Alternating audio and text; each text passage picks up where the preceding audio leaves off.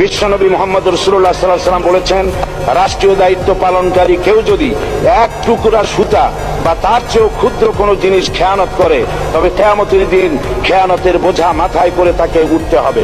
মাননীয় স্পিকার, আল্লাহ রসুল যে সরকার ব্যবস্থা প্রতিষ্ঠা করেছিলেন তা সত্যিকার অর্থে ছিল জনকল্যাণমূলক সরকার। নবী করিম সাল্লাল্লাহু আলাইহি ওয়াসাল্লাম সরকারি কর্মকর্তাদের বিরুদ্ধে কোনো অভিযোগ পেলে তখনই ব্যবস্থা গ্রহণ করতেন। আইনের চোখে সবাই সমান, শাসকদের আত্মীয় স্বজন কারো পক্ষে সম্ভব ছিল না জনগণের উপরে জুলুম করা। খলিফা ওমর রাদিয়াল্লাহু তাআলা আনহুর এক ছেলে অপরাধী প্রমাণিত হলে সে দণ্ডভোগ থেকে রেহাই পায়নি, এমনকি এতে তার মৃত্যুদণ্ড হয়েছিল। আবার খলিফা নিজেকে আইনের ঊর্ধ্বে মনে করতেন না, তাই বর্ম চুরির ঘটনায় আলী রাদিয়াল্লাহু তাআলা আনহু কাজীর দরবারে সাধারণ ফরিয়াদির মতো উপস্থিত হন। নিজের ছেলে ও চাকরের সাক্ষী যথেষ্ট না হয় কাজী খলিফার বিপক্ষে রায় দেন।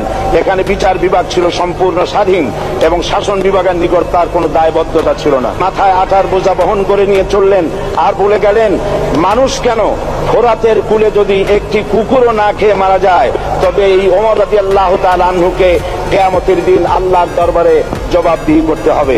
আর আজ সেই জাতির দায়িত্বশীলরা জনগণকে অভুক্ত রেখে তাদের মুখের গ্রাসে ভাগ বসায়। জনগণ তাদের নিকট উপস্থিত হলে মনে হয় যেন গোলাম প্রভুর দরবারে উপস্থিত